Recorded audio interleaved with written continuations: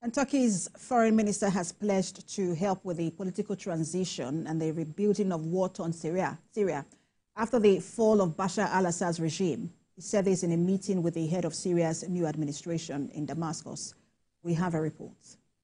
Turkey's foreign minister, Hakan Fidan, and Syria's de facto ruler, Ahmed al-Shara, were in agreement on the need for unity and stability in Syria. So they unanimously called for the lifting of all international sanctions against the war-ravaged country. Their meeting comes 2 days after the Turkish president, Recep Tayyip Erdogan, said Mr. Hakan Fidan will be going to Damascus to discuss the new structure in Syria. Mr. Fidan, to a press conference, says Turkey will continue to stand by Syria, saying its darkest days are hopefully behind and better days are coming. He also emphasized that sanctions in Syria must be lifted as soon as possible, and the international community needs to mobilize to help Syria get back on its feet and for the displaced people to return home. Turkey's foreign minister pointed that the Assad regime lingered ruling for more than 50 years, and some of the sanctions were handed down in the 1970s, a major reason why action must be swift. Both leaders also discussed the necessity of drafting a new Syrian constitution that protects the Syria's minorities. The issue of refugees, Israel's violation of Syrian sovereignty, and the Kurdish People's Protection Units. Now, for more on the visit of Turkey's foreign minister to Syria, global affairs analyst Dr. Bola Didiron joins me from London in the United Kingdom. Good to have you join us, Dr. Bola. Thank you for having me, Precious. Right, so let's begin with this visit. I just wanted to recall a statement made by President-elect Donald Trump where he called Turkey a key player in shaping post-Assad nation and the footage of a post-Assad nation. And we've seen that footage of the warm embrace between the Turkish foreign minister and Syria's new leader, and when they met yesterday. This almost looks like the latest evidence of Turkey's influence in the transition in Syria. Oh, no, there's no doubt that Turkey is very influential in the rise of the rebel group, HTS, to power in Syria. In fact, some reports suggested that when the attacks began from Italy and Aleppo was taken, then Homs, and then onwards to Damascus, that the response of the Syrian army to be able to coordinate and coordinate an attack and react to HTS's onward movement towards Damascus was partially hindered because Turkey used radio jamming technologies that prevented the Syrian army to coordinate the attack. So Turkey has been an incredible influence from the beginning. And don't forget that Erdogan and al-Assad have not been, they've not been seen eye to eye on a diplomatic. If everyone, or if every country in that region wants a piece of it? Well, I'm not sure whether Iran and Iran particularly would have much influence. And the reason why I say so, even though I recognize that HTS as a rebel organization have shown themselves to be very pragmatic, the fact that they have been in conversations with groups or with countries that ordinarily you would not expect them to extend an hand to or to open lines of communication with. I'm talking about Russia, for instance, here.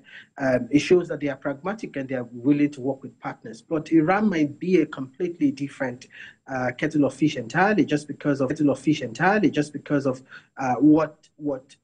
The first question is going to ask is that what does Syria offer me? And if it cannot answer that question to the positive, then you might want to stay out. Remember in 2018 that under Donald Trump, the U.S. stayed out. They did not donate $1 to that funding move in 2018. So I'll be very surprised if Donald Trump changes his sort of modus operandi when it comes to Syria. And begins to funnel money into Syria without asking for something in return. I think it would be a surprise if it changes his modus operandi in terms of foreign policy in general. But I also wanted to talk to you about the transition leader al-Shara, who led the toppling of Assad's government. He's now asking Assad's government. He's now asking that all sanctions be lifted. He said that the sanctions were targeted at the old regime, and now there is a new government. It sounds reasonable, but what would it take for sanctions to be lifted, on Syria? Well, I am always very critical of sanctions themselves, because I think that sanctions, even though I understand that it's the prerogative of any state to cut off relations with another country and to put it under sanctions list, but sanctions generally affect the ordinary citizen more than they affect the targeted elites within the population. So if sanctions can be removed on Syria, I think that the ordinary Syrians will be better for it. Having said that, some of those sanctions date back to decades, right? For instance, Syria was first noted as a state sponsor of terrorism in the 1970s, I think 79 or so. And there have been sanctions targeting oil industries, targeting agriculture, in fact, there are some secondary sanctions, which the US usually use a lot, that prevent third parties, third countries from engaging with Syria. So removal of sanctions in Syria would be great. I think, however, that if there are sanctions going to be removed, it's best done by Biden's administration, because, as I said, Donald Trump is not that kind of person who is swayed by moral persuasions, who is moved by moral persuasions. He might not see any reason to remove sanctions on this regime, especially given its Al-Qaeda past, given its extremist policies in the past. Al-Shara, who used to go by Al-Jolani, may have changed his name, but the question is that should we be more cautious about his antecedents? He's still an extremist in many sense. There was a video of him recently where a young girl wanted to take a picture with him and asked the young girl to put an hijab on. So those are the kind of extremist things that, even though he's saying all the right things now, saying that Syria is going to be inclusive, that they're going to write a new constitution, that they want to protect all minority groups. But again, should we wait a bit to see actions rather than those lofty words before we begin to talk about removing sanctions, as it were? In the case of Jolani, let me just say one more thing. The US has removed the $10 million bounty on him. So that might be a good start. And I also just wanted to mention, the idea of Taliban. I remember them also asking for sanctions to be removed just after they took office, but now we see how things are in that country as well. But let's get back to Turkey's influence in Syria. There seems to be a conversation now about the transition government being decisive, on PKK, on YPG, which is an arm of the PKK, which is the Kurdish militants, and Turkey sees them as a terrorist group, sees them as, has designated them as a terrorist group. Turkey is saying the transition government must be decisive in terms of wiping them out of Turkey. Could this become a sticking point in the relations between Turkey and the transition government in Syria?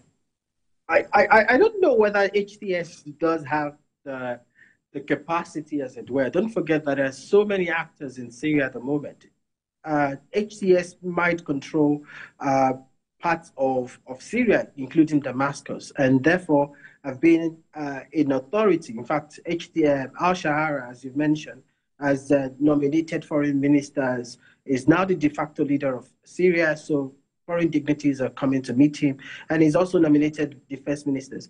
But the question is that, is this even a government of national unity? Are there other rebel groups, some of them aligned to the US, like the Kurdish militants, as you have mentioned? Have they been included in that government? And if they had not been included, we've seen the story before. We know that what comes out of it is fractionalization. It means that there would be either conflict if you're not able to bring these disparate groups under one singular umbrella, channeling all the energy towards the improvement and development of Syria. So what Turkey wants to have HTS do, I am not sure whether it is within HTS capacity to do that, because don't forget, these Kurdish militants, they are the choice actors, they are the choice groups for the US. The US has been supporting them for a long time, providing arms and ammunition to them. And so the ability of HTS to wipe them out as Turkey is demanding